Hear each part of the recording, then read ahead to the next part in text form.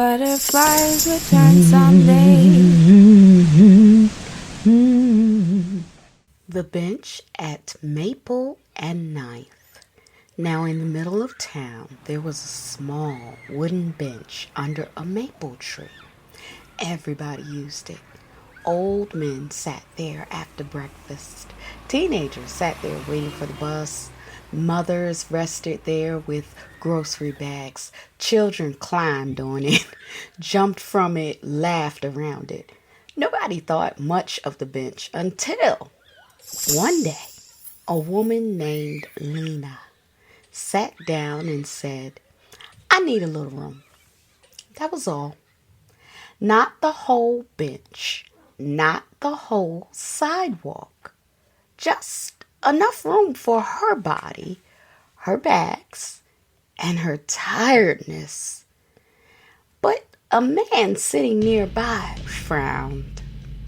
"Well," he said, "I don't feel comfortable with women taking up too much space here." Another man nodded. "I believe benches should be shared in a way that makes everyone feel welcome." Lena looked around. There was room, plenty of room. Still, the men gathered and began discussing her request like it was some sort of emergency. And one said she could sit there, but only if she smiled. One said, she could sit there, but only if she explained why she needed the room. And another one weighed in and said she could sit there, but only if she agreed that men sometimes needed to stretch their legs across the bench too. And still another one said, "Listen, boundaries are important, of course." And see, people got excited. But then he added, "But we must be careful not to hurt anyone's feelings." And see, at that point, Lena just stood up. Because somehow her need for room had now become a courtroom. And the men had appointed themselves judge, jury, and furniture committee. And see, because this was recorded, they recorded the town watched this happen on social media. People watched it at the office. They watched it in the family group chat, debated about it at the community meeting, in activist circles, in friend groups where women were told to be kind while men were allowed to be invasive and intrusive. A woman said, "This is my limit." And somebody still turned around and said, "But how do the men feel about your limit? See, you're not being fair." Oh my goodness.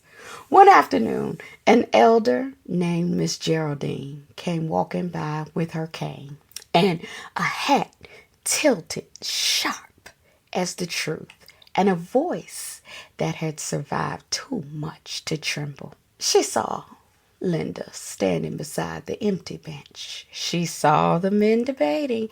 Everybody had seen them. She saw the town pretending not to understand. Miss Geraldine tapped her cane. "Baby child, see, you thought injustice and unfairness had to wear some sort of robe or something, or yeah, sometimes it does. It does. But sometimes it wears a hoodie. Sometimes it wears a suit. Sometimes it wears a slogan. Sometimes it wears a policy or a friendship circle." She looked over. "Sometimes it wears therapy words, a meeting agenda. Sometimes it even wears a smile like that one over there." And the town got quiet. Miss Geraldine pointed to the bench. "When men get to decide whether a woman's boundary is fair, that bench was never public. It was permitted."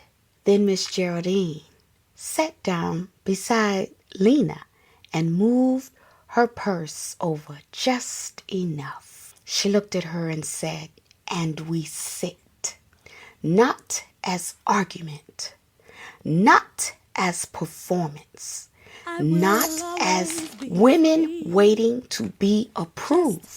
We sit because these bodies are ours. Our tiredness is real. Our boundary is not submitted out here as a proposal." And from that day on, whenever the town tried to dress control in softer clothes, the women all remembered the bench at Maple and Ninth. They remembered that a locked door does not become freedom because the lock is painted artistically, because it's painted kindly. And they taught their daughters this: any place where men get the final word on women's boundaries is a place not yet truly free. This is Tanya G.J. Prince. Thanks for listening. Y'all be great.